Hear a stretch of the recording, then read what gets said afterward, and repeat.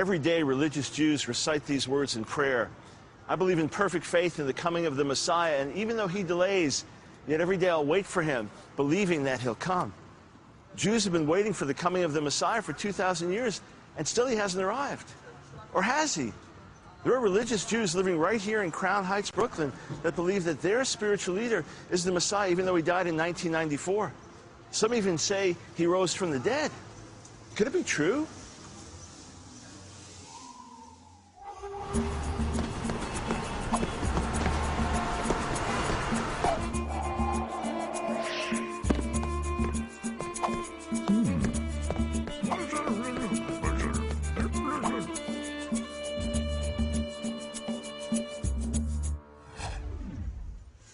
Everyone longs for peace and justice.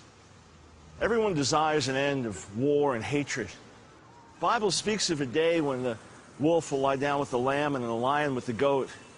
It speaks of a day when the earth will be filled with the knowledge of the Lord as the waters cover the sea. It speaks of a time when nation will not take up sword against nation and people will not learn war anymore. Jews call this the Messianic era. It'll be inaugurated by the Messiah himself, a descendant of the ancient King David. But how will we recognize him? What will he look like when he comes? And is it possible in our fervent desire to see the Messiah come that we could put our trust in the wrong person? Dr. Brown brought his cameras to the streets of New York City with one question in mind. Do you think Jesus is the Messiah? I believe Jesus Christ is the Messiah. I also believe Jesus Christ is the Messiah.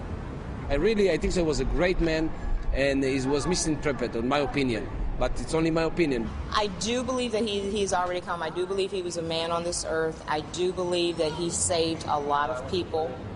I do think he was the Messiah. However, I do think there is going to be another Messiah that's going to come. Who that's going to be, no person on this world knows. I'm not sure there is a Messiah. Come or not to come, I'm not that certain of it. That's part of our Jewish mythology.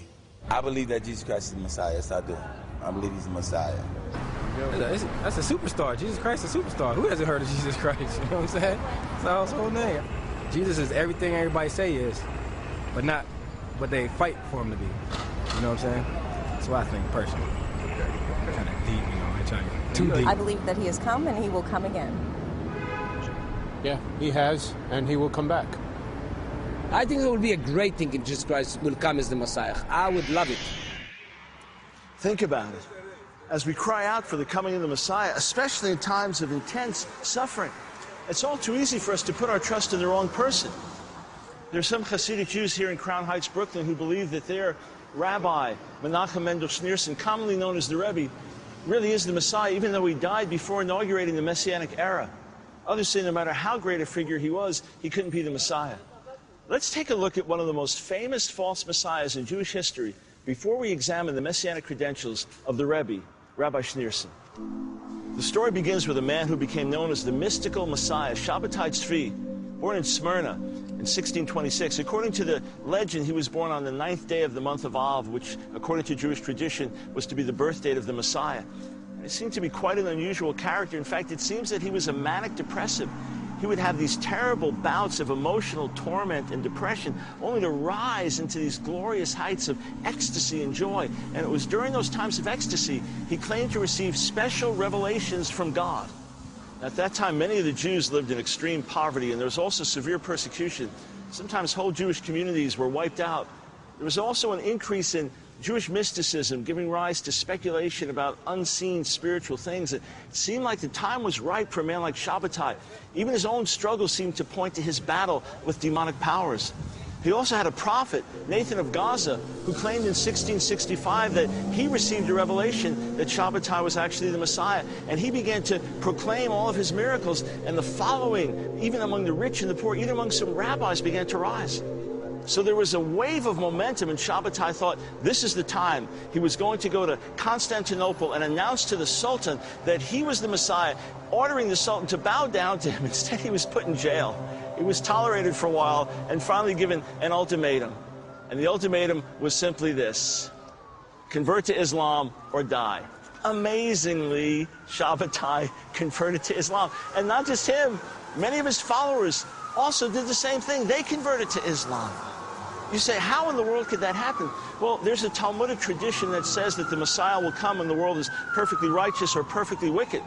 And because of the fact that the world was not worthy to receive him in its righteousness, it had to become wicked. So he was going to lead the apostasy into Islam and usher in the final wickedness and hence inaugurate the Messiah. And what's really wild is to this day, there are followers of Shabbatai who are living secret lives among the Muslims. At least it was attested well into the 20th century.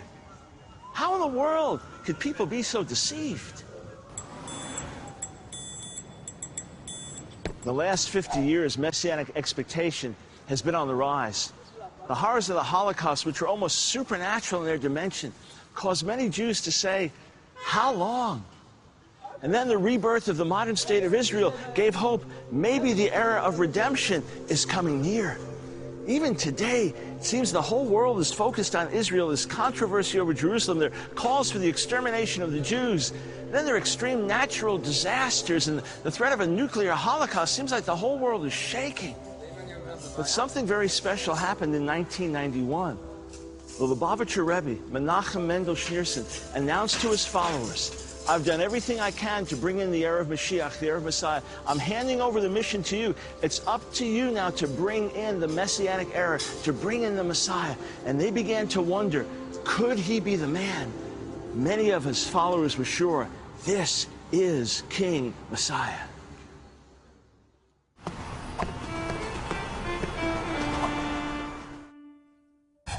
Not many Hasidic Jews in Crown Heights were willing to share their comments on camera. The man you're about to see spoke with Dr. Brown, but his interview was abruptly ended by a senior member of the community. So the question is, there was belief that Rebbe could be Mashiach. Right. And is it possible that he is Mashiach? Is he the Messiah? Okay. So you can go ahead. Right. So, again, I think the first thing we have to understand is, from a Jewish point of view, what is Mashiach? Mashiach is a Jewish leader, somebody who is completely dedicated to God's teaching. Is he divine or just a human being? Human being, okay. Absolutely human being. And we have actually a code written by Maimonides. He was in the 11th century.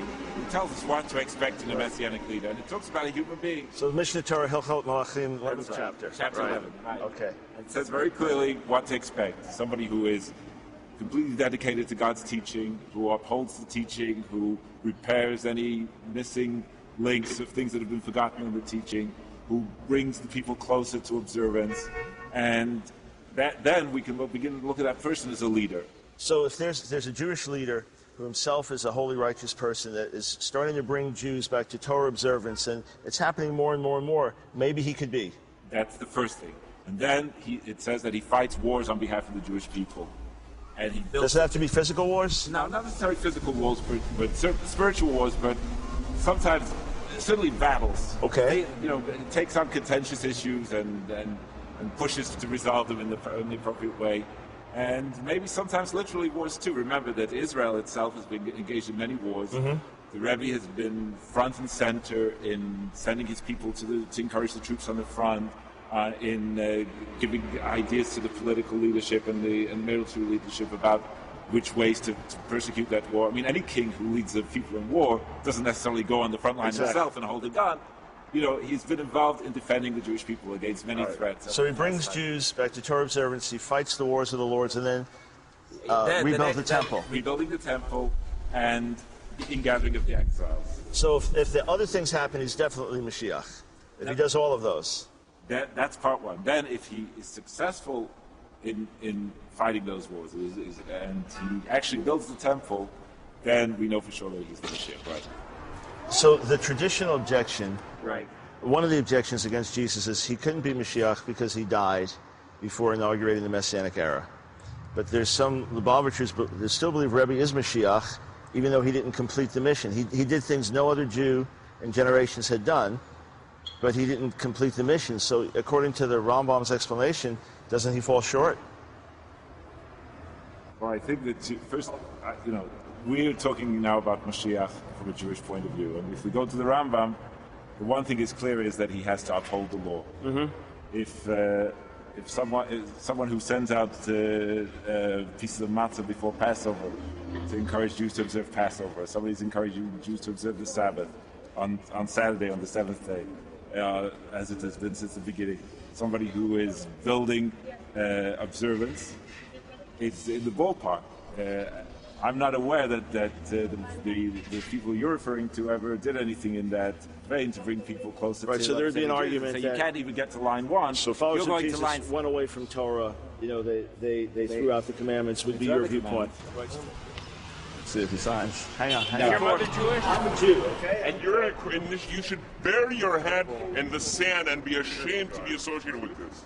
Listen, here. You want to see the permit? Disgusting. There's nothing disgusting. You're prejudging everything. Okay, things got a little testy there in Crown Heights. We actually had to get out of the area. So we've made our way over to Central Park where we can just regather our thoughts and get back to our subject. So what about the Messiah? According to Moses Maimonides, writing in the 12th century, this is how he'd be recognized. He'd be a learned and godly king who would bring all of Israel into Torah observance. He'd fight the wars of the Lord. He'd rebuild the temple. He'd regather the exiles.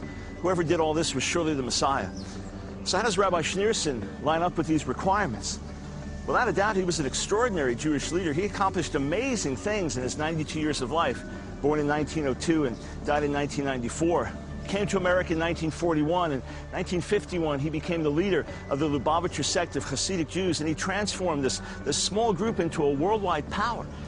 He was considered to be a brilliant scholar and a saintly rabbi and an organizational genius, and he was a charismatic leader who could stir his followers into a frenzy of devotion. Under his leadership, thousands of Jewish day schools and outreach centers were established around the world, wherever Jews are found. Tens of thousands of Jews became observant through his efforts. And he was the 7th Rebbe in his line. He had no children, making him the last. And there was mystical speculation about the messianic credentials of the 7th Rebbe. He was also considered a prophet. So in 1991, when he announced that the era of Mashiach, the era of Messiah, was at hand, many of his followers said, surely he's the one. And then the unthinkable happened.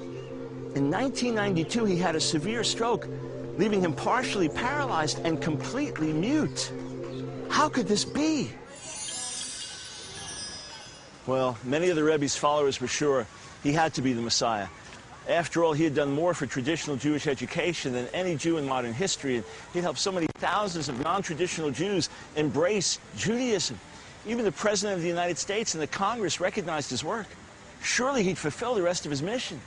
His followers set up a messianic hotline. Call this 800 number and get the latest news about the Rebbe. They wore pagers around the world, waiting for the news that he had risen from his sickness and was about to reveal himself in glory and lead them back to Israel. They even took out full-page ads in the New York Times, urging Jews to hasten the redemption. Yet the Rebbe remained ill. He was paralyzed and mute, and it forced his followers to look back into the Bible to see if the scriptures foretold the Rebbe's sufferings. It appeared that they did. Isaiah 53 said the servant of the Lord would be stricken with pain and illness for our sake, and it said that he'd be silent, like a lamb being led to the slaughter. It looked like the Bible predicted what would happen to the Rebbe. And then the great shock, 1994, he died. His followers were expecting him to be raised up full of health and strength. Instead, he died the death of a frail old man.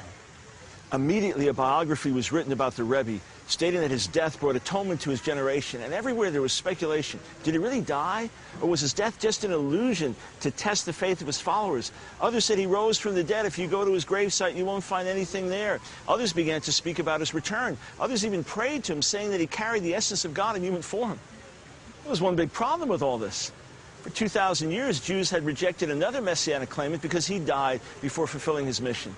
They rejected the notion that his death was an atonement for